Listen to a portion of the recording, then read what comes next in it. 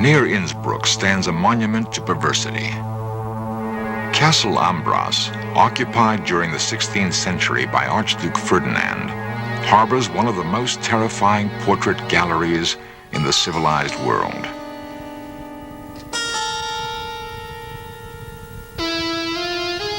Painted from life, these grotesqueries reflect the offbeat tastes of the collector. In this gallery of the bizarre are images of those maimed in battle or deformed by nature.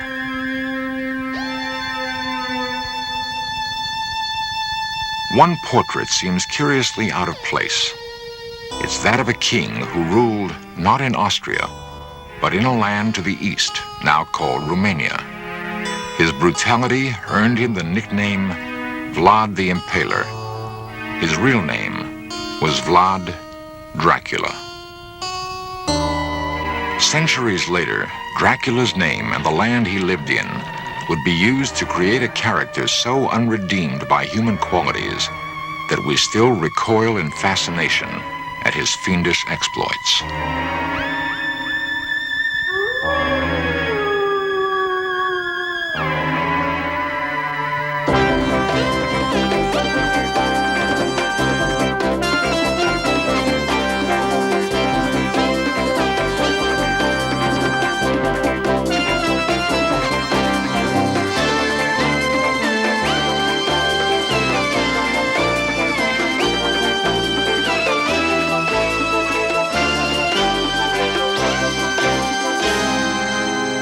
Dracula, fiction or reality, a search for the truth behind the legend.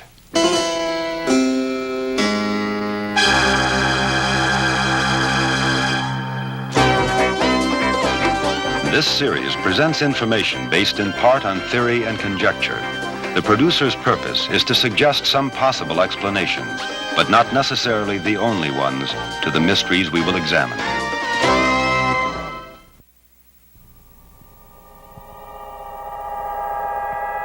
Horror has a special fascination for many, and filmmakers have done their best to exploit that fascination.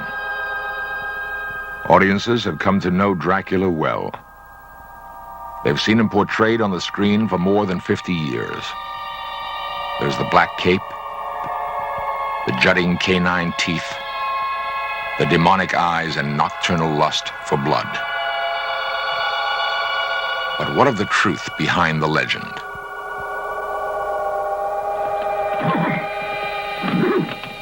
Romania is a land rich in romantic folklore and legends. The tale of the evil Count Dracula is not one of them. The rugged mountains and hidden valleys breed their own mythology. Called Romania's Olympus, Mount Ceflau rises nearly 6,000 feet in the Carpathian Mountains. In pre-Christian times, it was believed to be the home of the gods. Each year, even now, on the first Sunday of August, a pagan ritual is reenacted. Thousands gather by torchlight on Ceflau's shadowy summit to celebrate friendship and love and the renewal of life. During the rest of the year, Ceflau yields its mysteries to few men.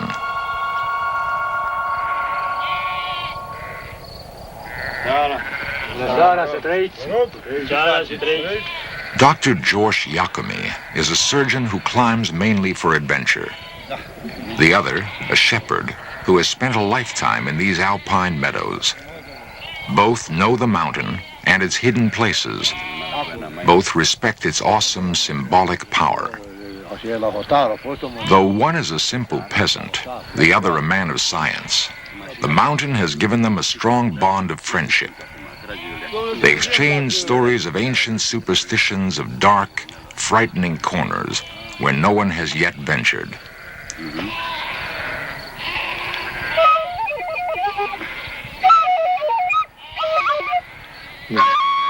The music seems to recall a distant time in these mountains when ghosts inhabited Ceflau.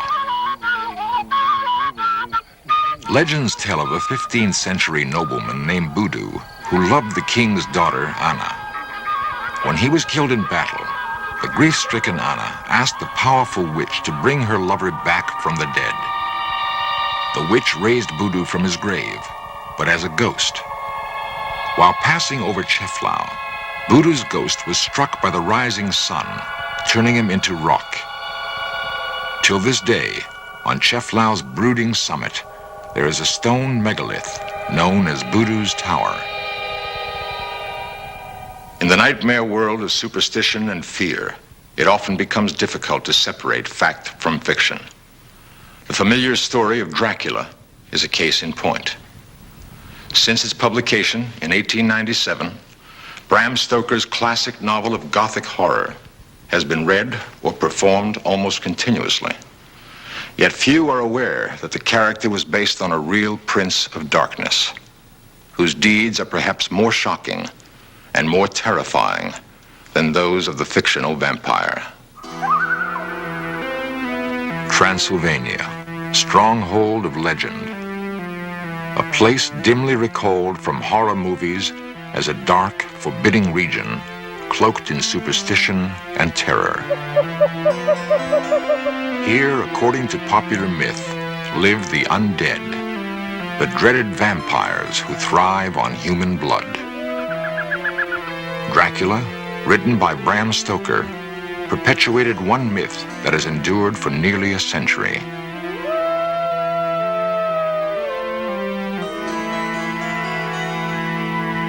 Along Transylvania's southern perimeter stands Castle Braun. In appearance, it corresponds to the castle described in the novel as the home of the bloodthirsty Count. Haunted by his own childhood visions of threatening forests and spooky castles, Bram Stoker created an eerie world that became more than just a horrifying journey into the supernatural. It was also a parable of Victorian repression. Locked inside Castle Dracula's dark walls were hidden passions and secret longings, which erupted into violence and terror.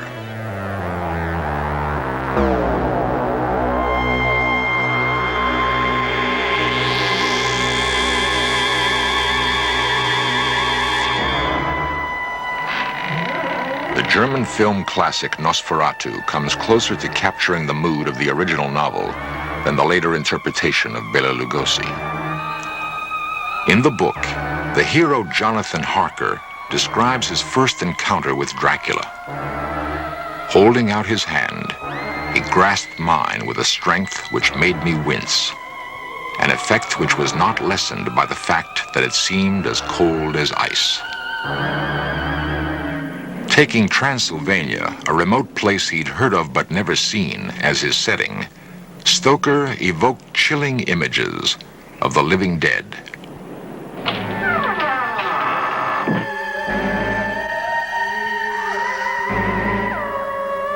Under the shroud of darkness, the fiendish apparition risen from its coffin begins to stalk its human prey. The nightmare becomes reality. The unknown clutches at our throats.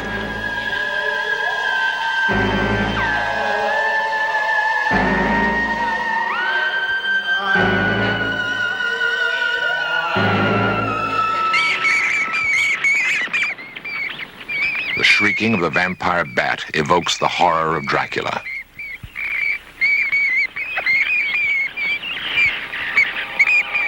Night-flying hunters, they prey mainly on cattle. But one strange fact stands out.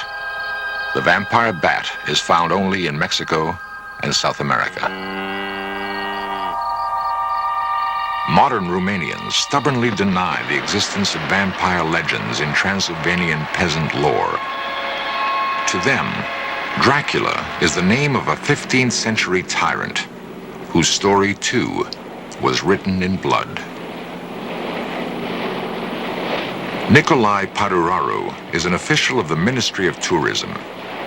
His search for the historical truths behind the Dracula legends brings him repeatedly to a small island on Lake Snagov, near the capital city of Bucharest. It is on this island that the body of the real Dracula is supposedly buried.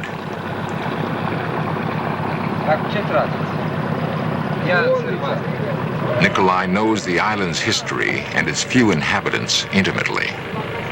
A product of Romania's socialist present, he is fascinated by his nation's turbulent past.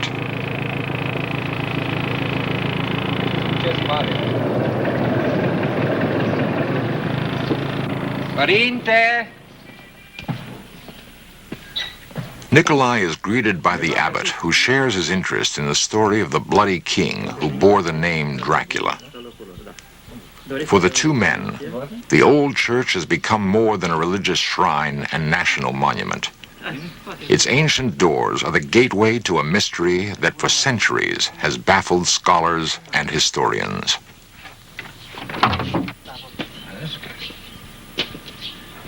Superstitious romantics have speculated that any robber entering the church would be met by Dracula's ghost, rising in vengeance from its grave.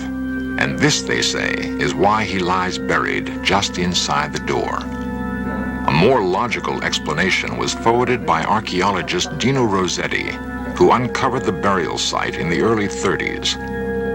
The decapitated body was placed in an unmarked grave to prevent vandalism. Saints and kings have begun to fade silently from Snagov's walls. The monastery enjoyed the protection of Vlad Dracula during the 15th century.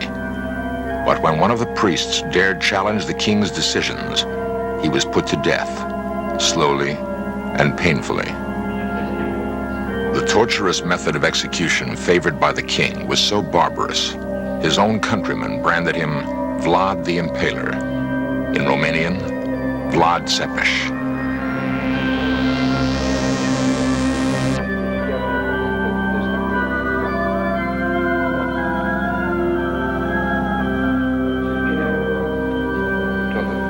Both men realize that the truth about a man's life is often buried alongside his corpse, that the infamous monarch whose name symbolizes evil incarnate might himself have been the victim of propaganda spread by his enemies throughout Europe. Seeking the truth can become an exciting adventure, and so a search begins. It will unravel some of the mysteries which surround the life of a king they called Dracula, son of the devil.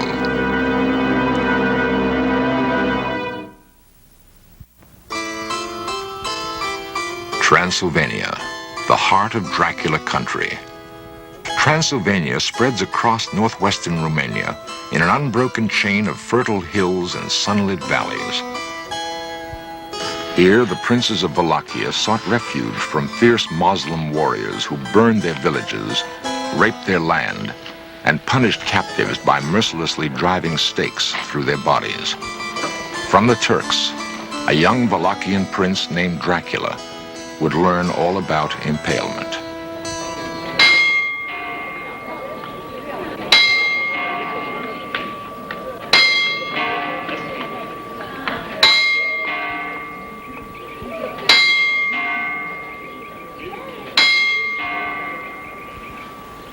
Like an image from an old fairy tale, the town of Sighișoara slumbers peacefully along the gentle slopes of the Transylvanian highlands. Unchanged since the Middle Ages, Sighișoara was once a bastion of Germanic military might and commercial enterprise. In this house, in 1431, a son was born to the fearsome Prince Vlad Dracul, the Dragon. The boy was called Dracula, son of the dragon. A coin bearing the family emblem is one of the few remaining artifacts from Dracula's reign. The symbol of the dragon reinforced Vlad's image as a fearless Christian crusader. As his notoriety grew, the name Dracula took on new meaning. Dragon would be increasingly interpreted as devil. Vlad belonged to an age of brutality. The Renaissance, which saw the rebirth of art and learning, also bred new tyrannies, unspeakable torture, and oppression. To understand Vlad's cruelty, we must also understand his world. The nunnery at Sucevica was originally a fortified monastery, protected by walls 20 feet high and 10 feet thick. The traditional woodblock, summoning nuns and monks to prayer, may at one time have also been a summons to battle.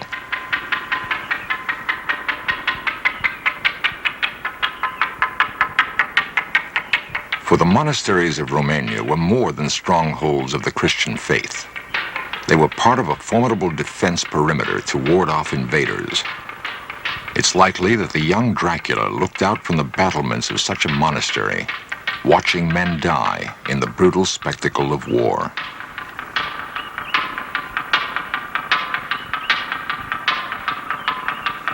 Steeped in the teachings of the Eastern Orthodox Church, Vlad Dracula surely must have developed strong, simple notions of good and evil, of reward and retribution. The ladder of virtues, the work of an unknown artist, shows that in the climb toward heaven, few are virtuous enough to reach it. Most topple along the way, headed toward eternal damnation. To a young prince, impressionable and bristling for power, such messages were clear. By punishing evil, salvation could be had. Until the 16th century, Suceava was the capital of the province of Moldavia.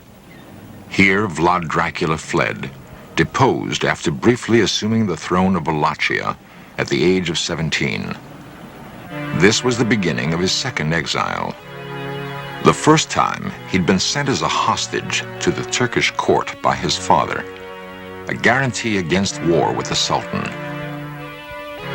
As Vlad waited in Suceava to take power, he vowed to free Wallachia from Turkish domination and break the power of the nobles and church. In 1456, the second reign of Vlad Dracula began. The greatest threat to his power centered in the German towns of southern Transylvania. Of these, Brasov was the largest.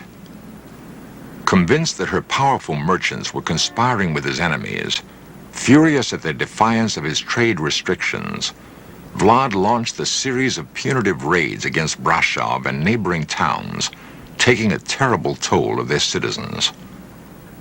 How many perished by his command, no one can say. That slow, torturous death by impalement was excessively barbaric, no one can deny.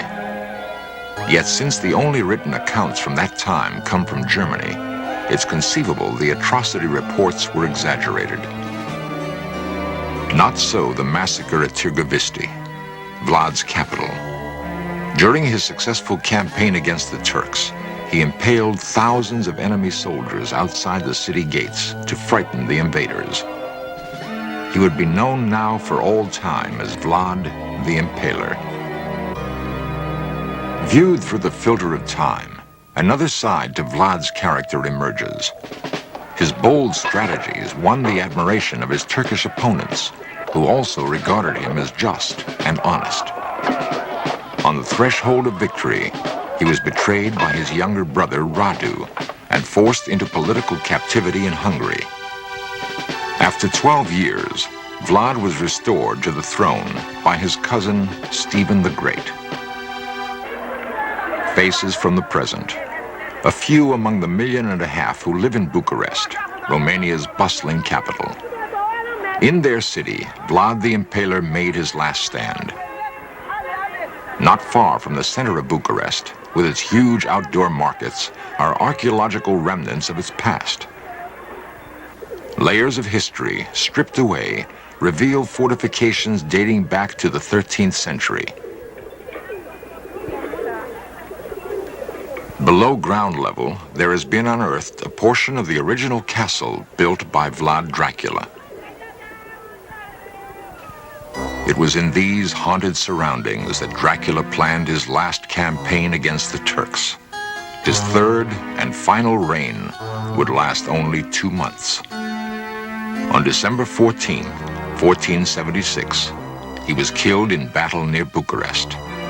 and according to eyewitnesses, beheaded, perhaps mistakenly, by one of his own troops. Vlad's remains were secretly buried at Snagov. In death's darkness, the prince may finally have found peace.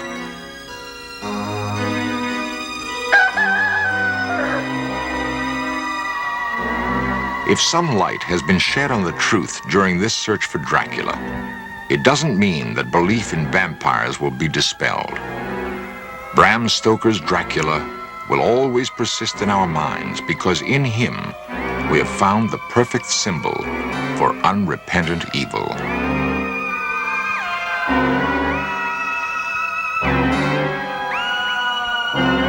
In Nosferatu, Dracula is destroyed by the daylight, dissolving in a puff of smoke. But many would prefer to feel he can still be found, lurking somewhere in the mist-shrouded mountains of Transylvania.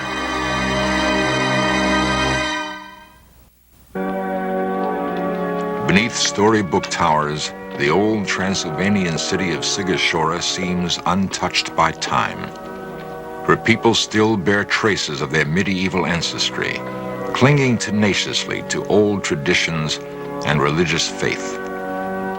They are steeped in Sigashora's history, remembering that it once was a stronghold of wealth and power, the home of princes, the birthplace of a king. Vlad Dracula belongs to their heritage, Stoker's vampire to our imaginations. Legends die slowly. The myth of the human being who takes the form of a bat and drinks blood will survive because people choose to believe. Vampires, like werewolves and monsters, serve a purpose. They are representations of our hidden fears. By conquering these nightmare creatures, we purge ourselves of our darkest thoughts, and in so doing, reclaim the human spirit.